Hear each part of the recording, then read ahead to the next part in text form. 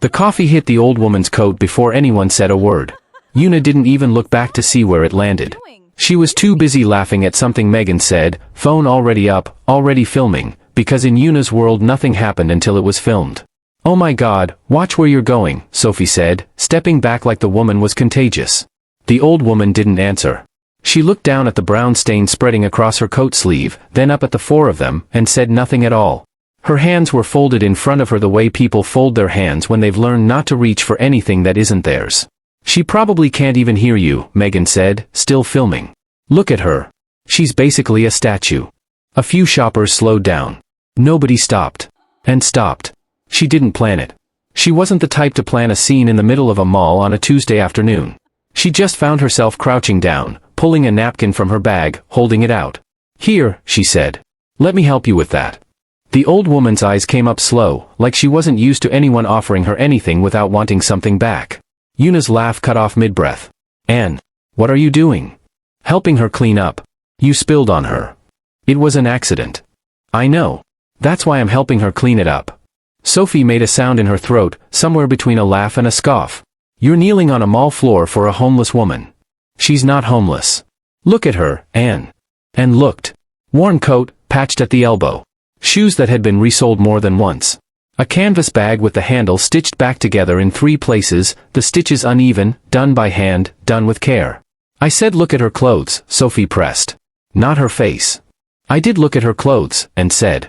They're old. Old isn't the same as poor. Megan lowered the phone an inch. You're actually defending her. I'm not defending anything. I'm handing her a napkin. You're embarrassing us, Una said, and her voice had gone flat in a way Anne recognized, the voice Una used right before she decided someone wasn't worth her time anymore. In front of everyone. And stood back up. The old woman was already dabbing at her sleeve, unbothered, like this wasn't the first time a stranger's carelessness had landed on her and it wouldn't be the last. Nobody's watching us, Una. Someone's always watching. Una glanced at Megan's phone, still recording. That's the point. And didn't answer that. She turned to the old woman instead. Can I walk you somewhere? Get you a new coat, maybe? The woman studied her for a long second. Then, quietly, you don't have to do that. I know I don't. Something shifted in the woman's face, small, almost nothing. Then I'll let you. Behind them, Sophie muttered something to Megan that Anne didn't catch, and didn't try to. She'd already turned her back on the 3 of them, already walking, already done with whatever this was supposed to teach her. The bakery wasn't what Anne expected. She'd pictured a shelter, a bench, maybe a bus stop the woman called home. Instead she found herself standing in a doorway that smelled like cinnamon and yeast, looking at an oven that cost more than Anne's car, humming quietly in the corner of a kitchen too small to hold it comfortably and too well kept to be an accident. Sit, the woman said, already pulling a chair out. You've been standing in your good shoes for 20 minutes. I don't mind. I do. Sit. And sat. The chair was old, the wood worn smooth at the armrests from decades of hands, but it didn't wobble when she shifted her weight. Nothing in the room wobbled. Nothing in the room was cheap. It was small, and it was chosen, every piece of it, the way a person chooses things when they've stopped caring what anyone thinks and started caring only about what's real. You live here alone? Anne asked. Most days. The woman set a plate down, warm bread torn in half, steam still rising off it. My son visits when he can. What's his name? The woman's mouth curved, small and private, like the question had touched something she didn't share often. Subin, she said. You'll meet him eventually. Everyone does. And laughed, not really believing it, already reaching for the bread. I doubt that. The woman didn't argue. She just watched and eat, the way people watch something they've decided to keep. I never got your name, and said, mouth still half full. Maria. Just Maria? Just Maria's enough for most people. And looked around the kitchen again, slower this time. The oven wasn't the only thing that didn't belong to the coat Maria had been wearing. The knives on the magnetic strip above the counter were the kind Anne had seen in a chef's kitchen once, expensive in the way that didn't announce itself. The mugs didn't match, but every one of them looked handled, loved, chosen on purpose over years instead of bought in a set. Can I ask you something? Anne said. You're going to anyway. Why the coat? The old shoes? If you can afford, and gestured at the oven, unable to find a polite way to finish the sentence. Maria wiped her hands on her apron before she answered, unhurried, like the question deserved more than a quick response. Because I know what it feels like when nobody sees you as a person, she said. I'm not interested in being someone people see differently because of what I'm wearing. and set the bread down. You're the only one who stopped today, Maria added, not looking up from the dough she'd started kneading. In case you were wondering if it mattered. I wasn't looking for a thank you. I know. That's exactly why I'm giving you one. Outside, the wind picked up against the window, and somewhere down the street a delivery truck idled, and none of it mattered as much as the quiet settling over that kitchen, warm and strange and already something and didn't want to leave. My lovelies, and just crossed a line she doesn't even know exists yet, and once you meet Subin, this whole story is going to hit different. If that mall scene made your blood boil, drop a comment and tell me which friend you'd have checked first. Hit subscribe if you want to be here when the Mafia boss walks through that bakery door. Trust me, you don't want to miss it. 26 years ago, the rain didn't stop for 3 days. Maria remembered that detail more than any other, because it was the rain that almost made her walk past the dumpster behind the market without looking twice. She'd been coming home from the night shift, the bakery not yet hers, just a job then, flour permanently pressed into the creases of her knuckles. The alley was the shortcut she always took. She'd taken it 1,000 times without stopping. She stopped this time because of the sound. Not crying, exactly. Something smaller than crying. A thin, cracked noise, like a kettle too far from the stove to be heard by anyone who wasn't already listening. 2 market workers stood a few feet from the dumpster, umbrellas up, not moving closer. Leave it, one of them said. Somebody'll come. Nobody's coming in this rain. Then it's not our problem. They said it easily, the way people say things they've already decided not to feel guilty about, and turned their umbrellas back toward the street like the matter was settled. Maria pushed past them without a word. The baby was wrapped in a towel gone gray with alley water, tucked into a box that had already begun to collapse under the rain's weight. She peeled the towel back with 2 fingers, gently, the way you check if something's still breathing before you let yourself hope it is. He was breathing. His fingers were the size of matchsticks, curled tight around nothing, the way newborns hold on to air like it might still be taken from them. And across his left eye, running from his brow to the top of his cheek, was a scar, pale and old, the kind of mark that should never exist on something so new. Not a scratch. Not a birthmark. A scar, healed and finished, like whatever caused it had happened months before he'd even taken his first breath outside a womb. Maria had never seen anything like it. She would spend years afterward asking doctors who had no answer for her, and eventually she'd stop asking, because by then it didn't matter where it came from. It only mattered that it was his. That's why, the second worker said, low, like it explained everything. That's why they left him. That scar. It's bad luck. Nobody wants a cursed baby. Maria didn't answer. She lifted him out of the box, tucked him against her chest, and felt the cold coming off his skin seep straight through her coat. You're going to catch your death carrying that thing around, the first worker called after her.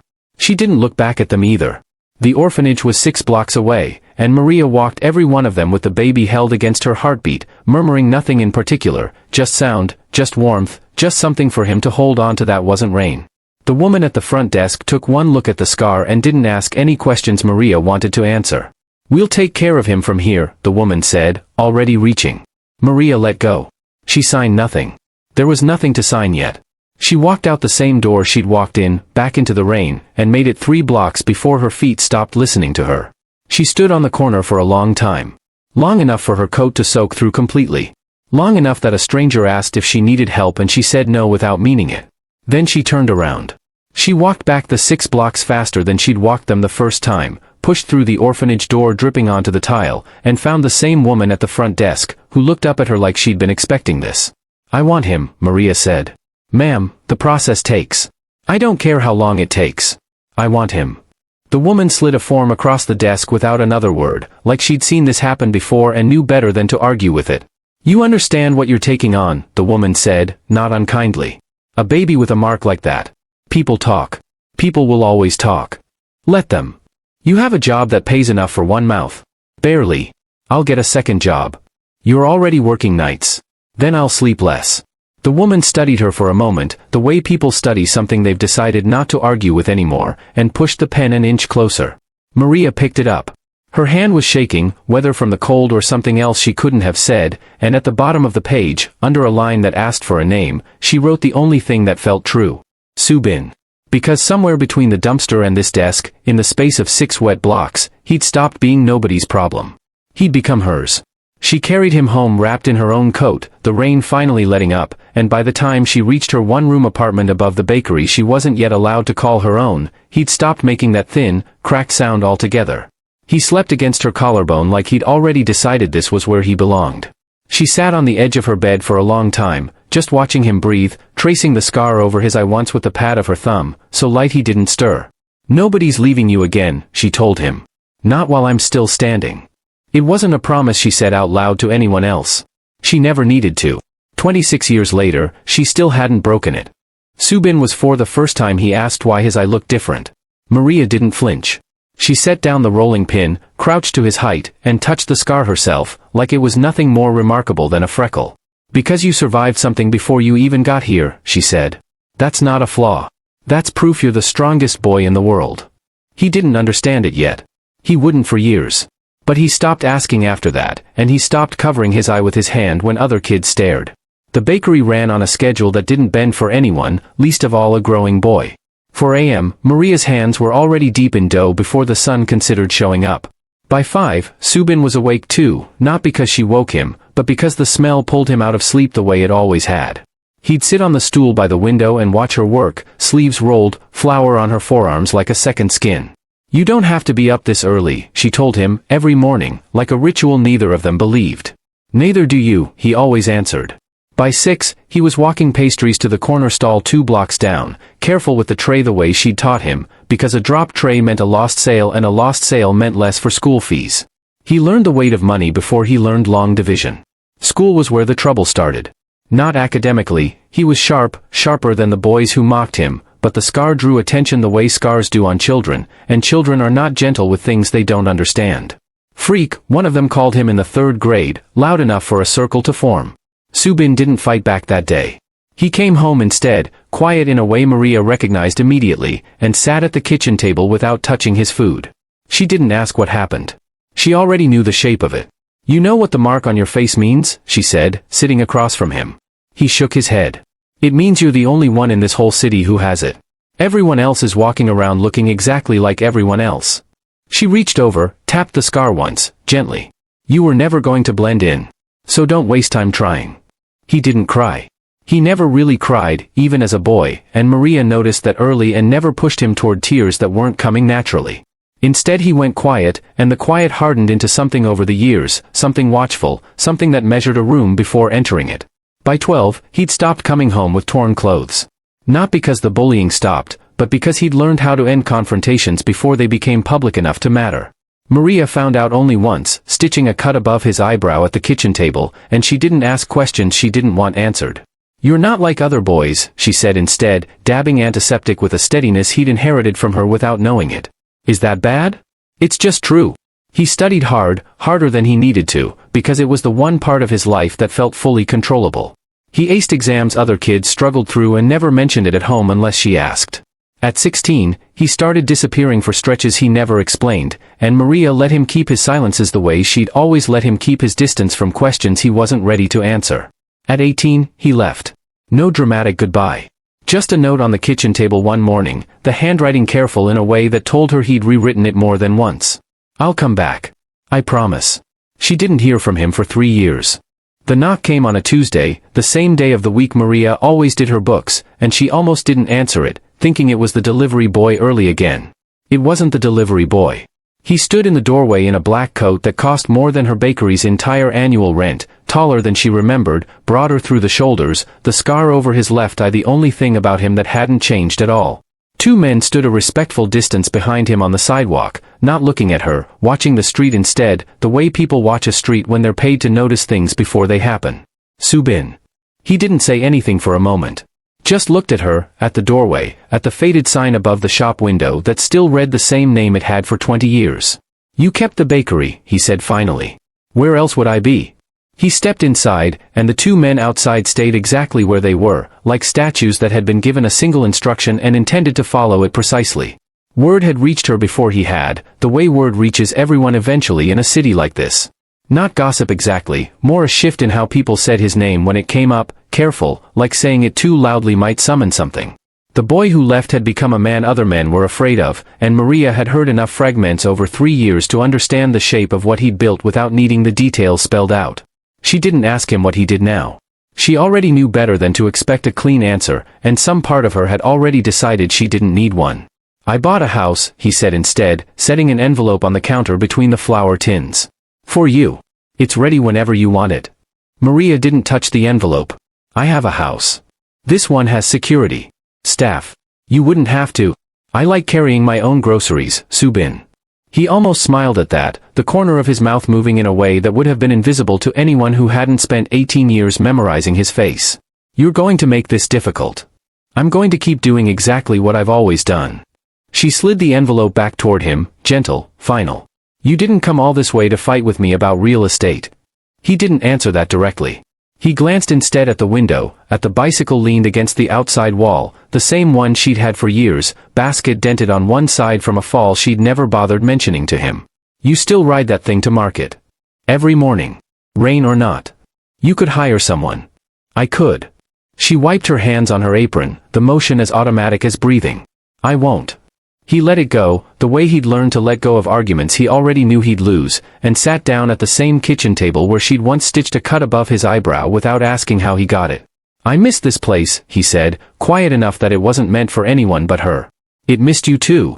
Maria set a plate of warm bread in front of him, same as always, and for a moment neither of them said anything else, because some silences didn't need filling. Outside, his men still hadn't moved from the sidewalk, watching a street that had no idea what had just walked into a small bakery that made the best bread in the city and asked nothing of anyone in return. Anne's office was on the 14th floor, corner window, a view of the harbor she'd earned through 6 years of being right more often than she was wrong. She was 26 and the youngest chief financial strategist Halden Group had ever promoted, and the promotion hadn't come from luck. It had come from catching a 9-figure discrepancy in a merger nobody else had bothered to double-check, from staying past midnight 3 nights running until the numbers confessed what someone upstream had been hiding, from a track record so clean that even the board members who resented her age couldn't find a crack in it. You're the only person in this building who reads footnotes for fun, her assistant, Priya, said one morning, dropping a stack of quarterly reports on Anne's desk. Footnotes are where people hide things they don't want found. That's a very sad way to read a document. It's an accurate way. Priya laughed and left, and then went back to the spreadsheet in front of her, the kind of focus that made an hour disappear without her noticing. Una, Sophie, and Megan worked 2 floors down in marketing, a fact that had once felt like proximity and now felt like something else entirely, though Anne hadn't examined too closely what that something else was. They still had lunch together most Fridays. They still liked her posts, still texted her good morning, still acted, in every visible way, like the mall hadn't happened. You're overthinking it, Sophie told her over lunch that Friday, stirring her salad without eating much of it. It was a random old woman. We were embarrassed, we moved on. I never brought it up again, and said. You didn't have to. It's in the air. Una glanced up from her phone. Can we not do this again? It's exhausting. And let it drop, the way she'd learned to let most things drop with these 3, because pushing rarely got her anywhere except further away from the version of the conversation she actually wanted. She told herself it was fine. She told herself friendships didn't have to survive every disagreement intact to still be real. She didn't tell herself the whole truth, which was that something in Una's voice that day at the mall had stayed lodged somewhere and hadn't fully located yet. Back on the 14th floor, work was work, and work didn't care what happened over lunch. And had a 9 a.m. with the board about Q3 projections, and she walked into that room the way she walked into every room that mattered, prepared past the point anyone could catch her out. Your numbers on the Kestrel acquisition don't match Finance's initial estimate, one board member said, testing her, the way they occasionally still did, even after 6 years. They don't, because Finance's initial estimate didn't account for the currency exposure in the Q2 filing, and said, pulling up the exact page without needing to search for it. I flagged it in my memo on the 14th. Page 3, second paragraph. The room went quiet in the particular way rooms go quiet when someone's just been proven both right and prepared for the challenge before it arrived. The board member nodded once, moved on, and didn't test her again for the rest of the meeting. Priya caught her in the hallway afterward, grinning. They're never going to stop trying to catch you out. They're welcome to keep trying. You know Marcus is retiring next spring. Priya said it casually, but her eyes weren't casual at all. Everyone thinks you're the one replacing him. And kept walking, kept her face neutral, though something in her chest lifted slightly at the words. Chief Financial Officer. The kind of title that didn't just mean a bigger office, it meant nobody in that building would ever again wonder if she belonged in the room. She didn't say any of that out loud. She just said, "We'll see," and went back to her desk, back to the numbers, because numbers didn't care about ambition and didn't play games, and some days that was exactly the kind of company and preferred. It would be 3 more weeks before she found out how quickly a room could turn on someone, no matter how many footnotes she'd read. The video appeared on a Tuesday, uploaded by an account with no name attached, just a username strung together from random letters and numbers, the kind that existed for exactly one purpose and then vanished. It was 11 seconds long. 11 seconds, cut from somewhere in the middle of the mall confrontation, starting the moment and raised her voice slightly, not at the old woman, but at Sophie, telling her to stop, and ending before the context that would have explained any of it. No coffee stain. No insults that came first. Just and, sharp-voiced, finger half-raised, standing over an elderly woman who looked, in that 11-second frame, genuinely frightened. The caption read, "Rich office girl humiliates homeless grandma in public." Some people never learn humility. By the time I saw it, it had 80,000 views. By the end of the day, it had 500,000. Her phone didn't stop. Messages from numbers she didn't recognize, strangers who'd found her workplace in the comments and decided that was invitation enough to reach out directly. A few coworkers texted, careful, non-committal, the kind of message that asked, "Are you okay?" while really asking, "Is this true?" She called Priya first. "I saw it," Priya said before and could get a full sentence out. "It's not what happened, right?" "Of course it's not what happened. I was the one who helped her." "I know. I believe you." But, Priya paused in the way people paused when they were about to say something they didn't want to say. "It's spreading fast, and faster than most things spread." That word, fast, sat wrong in Anne's stomach, because 11 seconds of footage didn't cut itself, didn't crop itself, didn't choose exactly the right frame to make her look like the villain in her own act of kindness. Someone had done that on purpose. Someone had taken raw footage and turned it into a weapon with surgical precision. She thought of Megan's phone, up and filming from the very first second at the mall. She didn't let herself finish that thought. Not yet. She had no proof, and didn't deal in accusations without proof. That wasn't who she was, not even now, not even furious. She texted the group chat instead, 3 words, calm on the surface, "Have you seen this?" Sophie answered first. "OMG, that's insane, who would do that?" Megan next. "This is so unfair to you, people are the worst." Una didn't answer for 11 minutes, and when she did, it was shorter than the others. "Crazy. Hope it dies down." And stared at that message longer than the other 2 combined, though she couldn't have said exactly why, only that something about its brevity felt less like sympathy and more like distance, carefully measured. By evening, the video had reached a local news aggregator, repackaged with a headline calling her the corporate executive caught on camera terrorizing an elderly woman, no name yet, but a new name surfaced fast once a story had legs like this one did. She sat in her apartment long after dark, the glow of her phone the only light in the room, watching the number climb, 600,000, then 7, and felt something she rarely let herself feel, the particular kind of fear that came from knowing a lie was moving faster than she could ever hope to run after it. Somewhere in the city, in a small bakery that smelled like cinnamon even after closing, Maria was about to see the same video everyone else was watching. And somewhere else entirely, a man in a black coat was about to see it too. The isolation didn't arrive all at once. It arrived the way water finds cracks, slow, patient, filling every gap and hadn't known was there. Monday morning, nobody said good morning. It wasn't dramatic. Nobody turned their back or made a scene. People just looked slightly past her instead of at her, greetings redirected to whoever stood beside her, conversations that stopped a half-second too abruptly when she walked into a room and started again a half-second too late once she'd passed. Priya noticed it before and let herself admit she'd noticed it too. "They moved the Thursday strategy meeting," Priya said, standing in Anne's doorway with a look on her face that told and this wasn't good news before she said another word. "To when?" "It already happened. This morning. Before you got in." And set down her pen slowly. "Nobody told me." "I know." The Thursday strategy meeting had never happened without her in 6 years.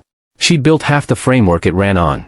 Marcus said it was a scheduling thing, Priya added, though her voice carried no real belief in the words she was repeating. And didn't argue.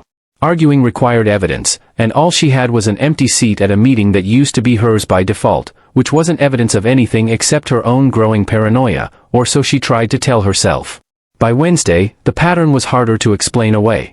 An email chain about the Kestrel follow-up circulated without her name on it, though she'd led the original analysis. A junior analyst 2 years her junior got looped into a call she should have been on. Small things. Deniable things. The kind of things that added up to something only if you were the one standing in the middle of them, watching the room rearrange itself around a version of the world where you no longer mattered. "You're being paranoid," Sophie told her at lunch, though lunch itself had become a smaller, quieter affair, just the two of them that Wednesday, Megan citing a dentist appointment, Una simply not showing up without explanation. "Am I? Because I keep getting left off things I used to be automatically included in. Maybe people are just being careful. The video's still circulating. Nobody wants to be associated with drama right now. I'm the one it happened to, not the drama." Sophie's smile flickered, thin and quick, gone before, and could name what exactly had been underneath it. "I know that. Everyone knows that." But everyone, apparently, was acting like they didn't. The video had reached 2 million views by Wednesday night, still circulating with the same 11-second lie stitched to the front of it, and though a few coworkers had privately told and they didn't believe it, none of them had said so publicly, and public was the only place that mattered anymore. Marcus called her into his office Thursday afternoon, and for one hopeful second and thought it might be about the promotion Priya had mentioned weeks earlier. It wasn't. "HR's gotten a few concerned emails," Marcus said, not quite meeting her eyes. "About optics. About whether it's appropriate for someone at your level to be embroiled in something like this, even if it's unfounded." "It is unfounded. I believe you. But belief isn't optics, and optics are what the board reacts to. So what happens now?" Marcus hesitated, and that hesitation told her more than whatever he said next. "Nothing, officially. For now." For now sat in her chest like a stone the rest of the day, heavier the longer she carried it, because she'd built 6 years on the assumption that being right mattered more than being watched, and this was the first week of her career that assumption had ever failed to hold. She left the office at 7 that night, later than usual, the floor emptied out around her, and walked to the elevator alone in a building where, 3 weeks ago, she couldn't cross a hallway without someone stopping to ask her opinion on something. Nobody stopped her tonight. Una had been planning this longer than anyone realized, though nobody watching her smile through Friday lunches would have guessed it. It started small. A forwarded email, altered by a single line before it reached the right inbox, a line suggesting and had flagged a confidential valuation to a competing firm, something and had never done, would never do, but the email existed now with her name attached to a sentence she'd never written, timestamped and formatted well enough to survive a glance. Una had access to the shared drive. She'd had access for 2 years, quietly, unremarkably, the kind of access nobody thought to question because nobody had ever given her a reason to. "I need you to send this to compliance," Una told Sophie on Thursday, sliding her phone across the table at a coffee shop 3 blocks from the office, chosen specifically because none of their coworkers ever went there. Sophie read the screen twice. "This looks bad. Really bad. That's the point. Una. She humiliated us. In public. On camera. And instead of apologizing, she's been walking around that building for 6 years like the rest of us don't exist unless she needs something from us." Una's voice stayed level, controlled, the way it always did right before she made a decision nobody could talk her out of. "This isn't even about the mall anymore. This is about every meeting she's ever made us feel small in. She's never made me feel small. She doesn't have to try with you. You're not the one competing with her for the CFO seat." Sophie went quiet at that, because there it was, the truth Una hadn't said out loud until now, the real shape of 3 years of quiet resentment finally given words. Megan joined them 20 minutes later, and by the time she left, she'd agreed to forward a second document, this one doctored more carefully, financial records altered to suggest and had misreported a client's asset valuation, small enough to look like an honest mistake, large enough to trigger a formal review. "If this gets traced back to us," Megan said, already regretting the agreement before she'd finished making it, "we're finished. All 3 of us." "It won't get traced back," Una said. "I've been careful." She had been. Every document routed through accounts that weren't hers, every timestamp adjusted to match patterns and herself might have logged, every detail engineered by someone who understood exactly how compliance reviews worked because she'd spent 2 years watching and explained that exact process to junior staff in meetings Una had quietly, resentfully attended. By Monday, HR had opened a formal investigation into Chief Financial Strategist and Whitfield for suspected financial misconduct and unauthorized disclosure of confidential information. And found out the same way she found out about everything now, secondhand, late, from Priya's face in her doorway before Priya said a single word. "They're calling it a formal review," Priya said. "And they're saying you leaked something. And there's a document with numbers that don't match what you actually submitted. That's not possible. I didn't submit anything like that." I know you. But it exists, and someone made it exist. and sat very still at her desk, the 14th floor view spread out behind her exactly as it had been the day she'd earned this office, and felt the ground shift under 6 years of work she couldn't prove hadn't just been erased by a lie she had no way yet to trace back to its source. Somewhere 2 floors down, Una was already rehearsing exactly how surprised she'd look when someone finally asked her opinion on the whole unfortunate situation. And walked home that Thursday because she couldn't stand the thought of sitting still on a train, surrounded by strangers who might have seen the video, might be quietly deciding what kind of person she was based on 11 stolen seconds of footage. The rain caught her 4 blocks from her apartment, no warning, no build, just suddenly falling in the hard, indifferent way rain falls in the city, and she ducked under the awning of a closed pharmacy with her coat pulled tight and her mind still circling the same unanswerable question. Who, and why, and how far this was going to go before someone finally believed her. She didn't see the man until she'd already stepped back into the rain and collided with him. He didn't stumble. She did, catching herself against his arm, which felt less like flesh and more like something built specifically not to move. "I'm sorry," she said automatically, stepping back, rain plastering her hair to her face. "I wasn't looking." He looked down at her with an expression she couldn't read, something between assessment and mild curiosity, the kind of look people gave things they were deciding whether to bother remembering. He was tall, dressed entirely in black, a coat that shed the rain like it had been made to. A scar ran from his brow to his cheekbone over his left eye, pale against skin that otherwise looked untouched by a single hardship in his life, though something about the way he held himself suggested that appearance was a lie. 2 men stood a few feet back, umbrellas up, watching the street rather than the woman who'd just walked into their employer. "It's fine," he said. 2 words. Nothing more offered. "I really am sorry." "You already said that." There was no cruelty in it, just fact, delivered flat, and something about the flatness made and almost laughed despite the day she'd had, despite everything sitting in her chest like wet cement. "Right. Well." She stepped around him, pulling her coat tighter. "Good night." He didn't answer. He was already looking past her, toward whatever had brought him out into weather like this, and then walked the rest of the way home without looking back, the encounter already fading into the long list of things that had happened to her that week without meaning anything at all. She didn't think about him again until Sunday. She had no way of knowing that he'd stopped walking the moment she turned the corner, standing perfectly still in the rain, watching the space where she'd disappeared with an expression his own men had learned, over 3 years, never to ask him about. "Sir," one of them finally said. "We should keep moving." He didn't answer right away. Something in her voice, or her face, or the particular way she'd apologized twice for something that barely mattered, it had snagged on something in him he couldn't immediately place, a familiarity with no source he could point to. "That's fine," he said, and started walking again, though the thought didn't leave with him. And hadn't planned to visit the bakery that Sunday. She'd planned to stay home, ignore her phone, let the investigation and the video and all of it sit somewhere outside her apartment walls for one single day. But by noon, the silence of her own apartment had started to feel worse than the noise everywhere else, and her feet carried her without much permission from the rest of her toward the one place in the city that hadn't turned strange in the last 2 weeks. Maria opened the door before and even knocked, like she'd been watching the street. "I saw the video," Maria said, pulling her inside without ceremony. "I know it's not true. Not everyone shares that opinion. Everyone who matters does." Maria steered her toward the kitchen table, already reaching for the kettle. "Sit. You look like you haven't eaten a real meal in days." "I haven't." Maria made a sound of disapproval and got to work, and for the first time in 2 weeks and felt something in her shoulders loosen, small but real, sitting in a kitchen that smelled like cinnamon and didn't care what the internet believed about her. "I have someone stopping by today," Maria said, setting a cup down. "My son. I told you about him." And stomach dropped slightly, an instinct she didn't examine. "I should probably go, then. I don't want to intrude on." "Sit down, and he's not going to bite you." The door opened before and could argue further, and the sound of it, the particular weight of a footstep that belonged to someone used to rooms rearranging themselves around him, made her look up before she'd consciously decided to. He stopped in the doorway. She recognized the coat first, black, rain-shed, the same one from Thursday night. Then the scar. Then the flat, assessing look that had settled over his face outside the closed pharmacy, now sharpened into something far more alert. "You," he said. "You," and echoed, equal parts confused and something else she didn't have a name for yet.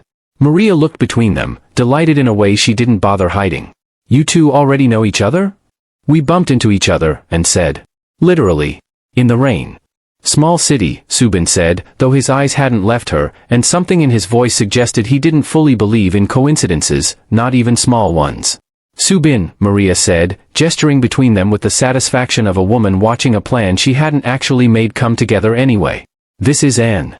The woman I told you about. From the mall. Anne's confusion cleared all at once, replaced by something colder.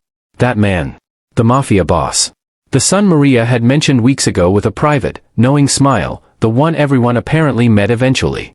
And had walked into a bakery to escape one impossible week, and instead she'd walked directly into the middle of something she had no framework for at all. Subin pulled out the chair across from her and sat, unhurried, his attention fixed on her now with the specific, total focus of a man recalibrating everything he thought he knew about a woman he'd assumed he'd never see again. So, he said. You're the one who got my mother's coat ruined. My friend's coffee ruined it. I just apologized for it. Something shifted at the corner of his mouth, not quite a smile. That's not what I heard. What did you hear? That you're the only person in that mall who thought a stranger deserved to be treated like a person. He said it plainly, no performance in it, and then felt the weight of the statement land somewhere she wasn't prepared for.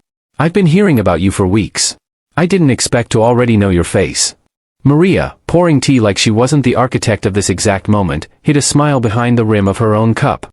Subin's expression, meanwhile, had gone quiet and calculating in a way and would come to recognize over the following weeks as the look he wore right before he decided to fix something. Tell me about this video, he said. All of it. Subin didn't move fast. That was the first thing and learned about how he operated, and it unsettled her more than if he'd promised immediate revenge. I'm not going to storm into your office and threaten anyone, he told her, the Tuesday after their meeting at the bakery, sitting across from her at a corner table in a restaurant quiet enough that his men didn't need to hover as closely. That's not how you win something like this. Then how do you win it? You take it apart slower than they built it. He asked for everything, every email she'd received about the investigation, every name that had touched the case, every timestamp HR had cited. And handed it over without fully understanding what he intended to do with it, only trusting, in a way that surprised her, that he wouldn't waste it. He started with the video itself. It took his team 4 days to trace the anonymous upload back through 3 burner accounts to a fourth, less careful one, tied, loosely, but traceably, to a phone number that had once been linked, years earlier, to a now-deleted social account under the name Unipark. That doesn't prove she uploaded it, his lead investigator, a quiet woman named Hannah, told him over a secure call and wasn't supposed to be listening to but was anyway. It proves a connection. Not intent. Keep pulling, Subin said. There's always more. There was. The doctored valuation document HR had flagged carried metadata nobody had bothered to scrub properly, a rookie mistake for someone smart enough to fabricate the numbers themselves, but not smart enough to understand how deep digital fingerprints run. The document had been edited on a device registered to Megan O'Say, timestamped 2 days before it reached compliance, well before and had supposedly submitted it herself. She's careless, Hannah noted. The ringleader isn't. Subin already suspected who the ringleader was. He'd watched Yuna's face for exactly 4 seconds in the video at the bakery, and had mentioned her name once, in passing, describing the group chat's response to the video, and something about the flatness of that 4-second reaction had told him everything he needed about where to look hardest. He requested access to the shared drive logs through a contact who owed him a favor large enough not to ask questions.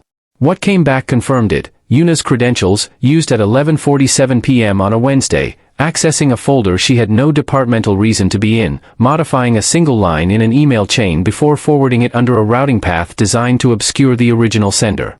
She's been planning this for weeks, Hannah said. Maybe longer.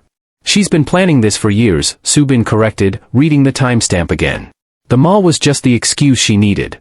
And, when he told her, sat very still for a long moment. Years? People don't build something this careful in 2 weeks, and this kind of resentment takes time to season. The revelation didn't feel like relief the way Anne had expected it would. It felt heavier, somehow, knowing the woman she'd eaten lunch with every Friday for 3 years had been quietly constructing her downfall in the background the entire time, smiling through every conversation that came before it. What happens now? Anne asked. Now we make sure there's nowhere left for any of them to hide when it comes out. Subin closed the folder in front of him, unhurried, methodical, a man arranging pieces on a board only he could fully see. And it needs to come out somewhere they can't spin it. Somewhere with witnesses. Somewhere permanent. The board meeting. The board meeting. He looked at her, something almost gentle in the way he said it, at odds with everything else about him. You've earned the right to watch this happen in the room that tried to erase you from it. and didn't sleep well the 2 nights before the meeting, replaying every version of how it could go wrong, every scenario where the evidence wasn't enough, where 6 years of work stayed buried under 11 seconds of stolen footage regardless of what truth surfaced beneath it. Subin called her the night before, briefly, no reassurances offered, because reassurance wasn't the currency he dealt in. "Just be in the room," he said. "The rest is handled." The boardroom filled slowly that Monday morning, department heads and senior staff summoned under the vague pretense of a company-wide integrity briefing, a phrase Marcus had used in the calendar invite that told and nothing and everyone else even less. She sat near the back, not by choice. Priya had saved her the seat, a small act of loyalty that meant more to and that morning than it would have any other day. Una, Sophie, and Megan sat 3 rows ahead, close together the way people sit when they've decided, without saying so out loud, that they need each other close for whatever's about to happen. Marcus stood at the front, uncomfortable in a way and had never seen from him. "We're here today to address the ongoing situation involving Anne Whitfield, and to correct some misinformation that's circulated both internally and publicly." A murmur moved through the room. "I'll turn it over to someone better positioned to walk you through what our investigation uncovered," Marcus said, and stepped aside as the lights dimmed and the screen behind him flickered to life.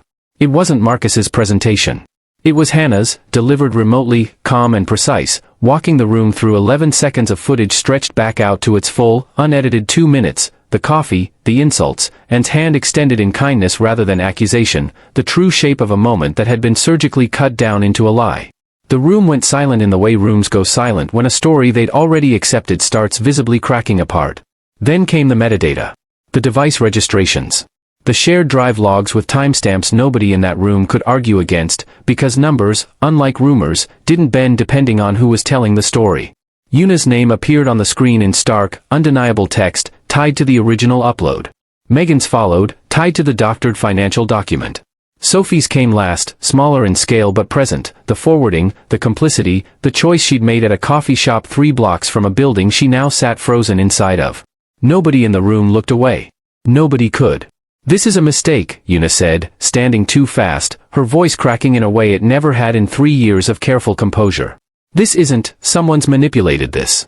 The someone who manipulated something," Hannah's voice said calmly through the speakers, "was you, on the 18th, at 11:47 p.m., using your own credentials to access a folder outside your department clearance." Una had no answer for that. Nobody did. Security appeared at the door before anyone needed to ask for it, and watched 3 women she'd once called friends escorted out of a boardroom in complete, humiliated silence, the same silence that had swallowed Maria at the mall weeks earlier, now returned to the people who'd manufactured it. Marcus cleared his throat once the door closed. And Whitfield's record remains, and has always remained, entirely clean. The board extends its full and formal apology, Anne. He stopped mid-sentence as the screen behind him changed again, unprompted, a new slide appearing that hadn't been part of Hannah's presentation at all. Halden Group, ownership structure, confidential. A name sat beneath the heading, one and recognized instantly, and the entire room seemed to inhale at once as they read it. Subin. The company didn't just employ her. It belonged to him. The building didn't know what to do with the knowledge that Subin owned it, and for a week, people treated Anne with a caution that felt almost stranger than the hostility had. She didn't care much either way. She'd stopped needing that room's approval somewhere around the moment she watched 3 familiar faces get walked out of it in silence. What she cared about, though she wouldn't have admitted it easily, was the Tuesday evening a week later when she found Subin standing in Maria's kitchen with flour on his hands and an expression of complete, focused concentration, like he was diffusing something rather than making bread. "You're doing it wrong," Anne said from the doorway, unable to hide her amusement. "I'm doing exactly what she told me." "You're doing what she told you 2 steps ago. You're supposed to fold it now, not keep pressing down." Maria, seated at the table pretending to read a newspaper she wasn't actually reading, made no move to correct either of them. Subin looked at his hands, then at the dough, then at Anne, with the particular expression of a man who ran an empire most people were terrified of and had just been outmaneuvered by bread. "Show me, then." She crossed the kitchen before she'd fully decided to, reaching over to guide his hands, fold, turn, fold again, close enough that she could feel the warmth off him even through the flour dust settling between them. "Like that," she said. "Like that," he repeated, though his attention wasn't entirely on the dough anymore, and Anne noticed, and didn't step back as quickly as she probably should have. Maria turned a page of her newspaper with unnecessary flourish. This had become the rhythm of their week without either of them naming it directly.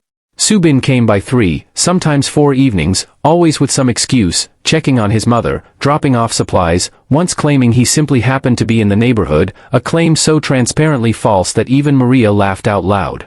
He's never happened to be in this neighborhood in his life, Maria told Anne later, once Subin had stepped outside to take a call. He owns 3 restaurants closer to his actual apartment. Maybe he likes bread. Maybe he likes you and doesn't know how to say it without a reason attached. And didn't answer that, focusing very hard on the dough in front of her, though the warmth climbing up her neck gave away more than she wanted it to. It wasn't dramatic, whatever was happening between them. There were no declarations, no sudden confessions delivered in the rain. It was smaller than that, quieter, the way he started remembering how she took her tea without asking twice, the way she began saving him the last piece of whatever Maria had baked that day before anyone else could claim it, the way conversations that used to be about the investigation slowly became conversations about nothing important at all, and somehow felt more significant for it. "Tell me something," and said one evening, the two of them sitting on the back step of the bakery while Maria closed up inside, the city quiet around them in the particular way it got after a long summer day finally cooled off. Does it ever get exhausting? Being the person everyone's afraid of. He considered the question longer than she expected. It's efficient. That's not an answer. It means people don't waste my time.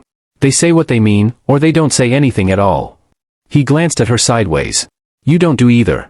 You argue with me about bread. Someone has to.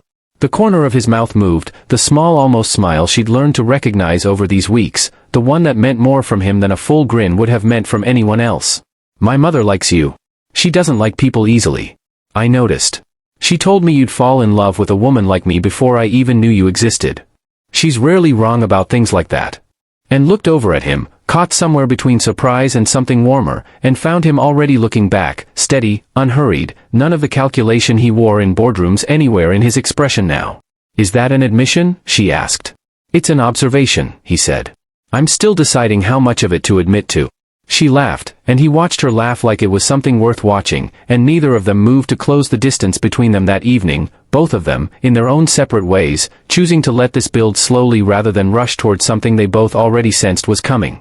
Inside, Maria turned off the last light and glanced out at the two of them through the window, smiling to herself in the dark, patient the way she'd always been patient, certain the way she'd been certain about very little else in her life. He proposed on a Tuesday, which felt right, because Tuesdays were the day he always found an excuse to be at the bakery, and Anne would later think it was very like him to turn an ordinary excuse into the most important night of her life without changing a single detail of the routine. She didn't know anything was different when she arrived. The bakery looked the same as always, flour dusted across the counters, the oven humming its familiar low note, Maria nowhere in sight, though Anne assumed she'd simply stepped out. Subin was standing by the window when she walked in, hands in his pockets, none of his usual composure quite intact. You're early, she said. Where's your mother? She had somewhere to be. Maria never has somewhere to be. This is where she goes. Tonight she made an exception. And set her bag down slowly, reading something in the room she couldn't quite name yet, some shift in the air that made her pulse pick up before her mind had caught up to why. You're being strange, she said. I'm aware. He crossed the kitchen, stopping close enough that she had to tilt her head up slightly to keep looking at him, and for a long moment he didn't say anything at all, just studied her face like he was trying to memorize something he already knew by heart. I've run the city's underworld for 6 years, he said finally. I've sat across from men who wanted me dead and didn't blink. I've made decisions that cost people everything without losing a night of sleep over it. He paused.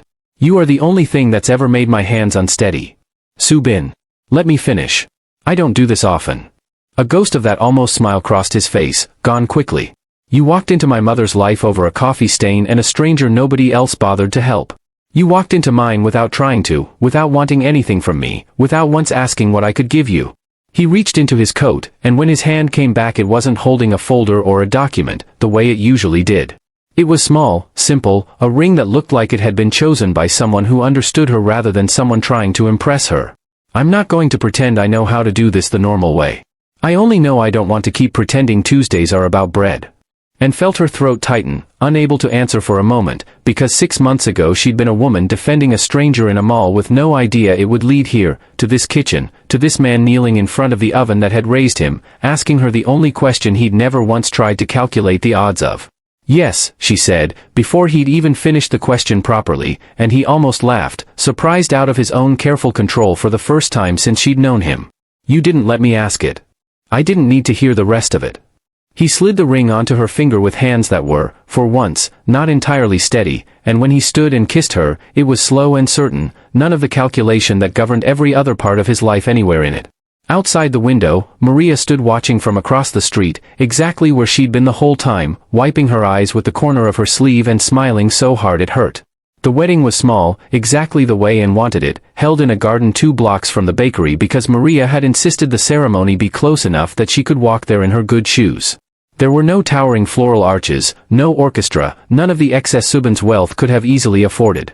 Just string lights, a few dozen chairs, and the people who actually mattered, Priya, seated near the front, dabbing at her eyes before the ceremony had even started, Hannah, allowing herself a rare smile from the back row, Maria, seated in the first chair, closest to the aisle, wearing a dress and had helped her pick out and had never seen her so nervous about anything in the months they'd known each other.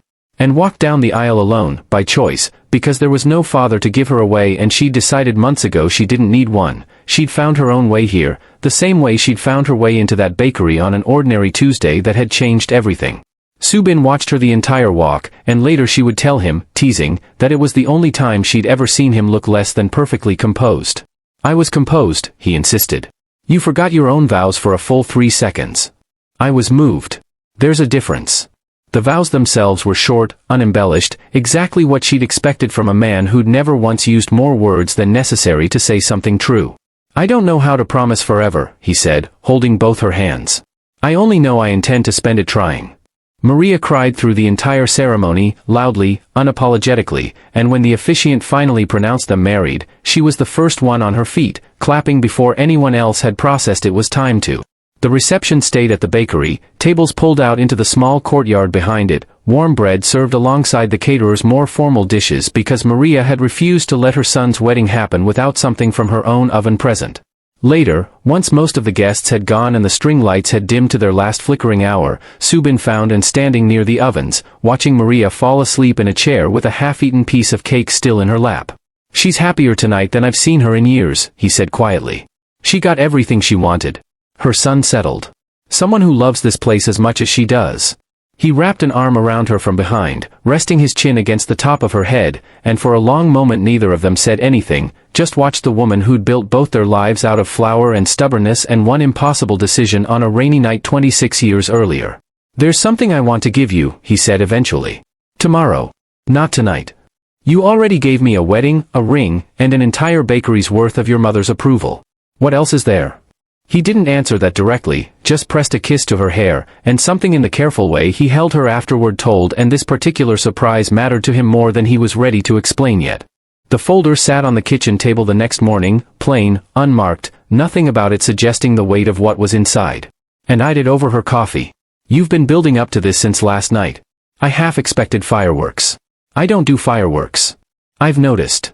Subin slid the folder across to her without further ceremony, the way he did most important things, no speech attached, just the thing itself and the trust that she'd understand its weight without him needing to explain it.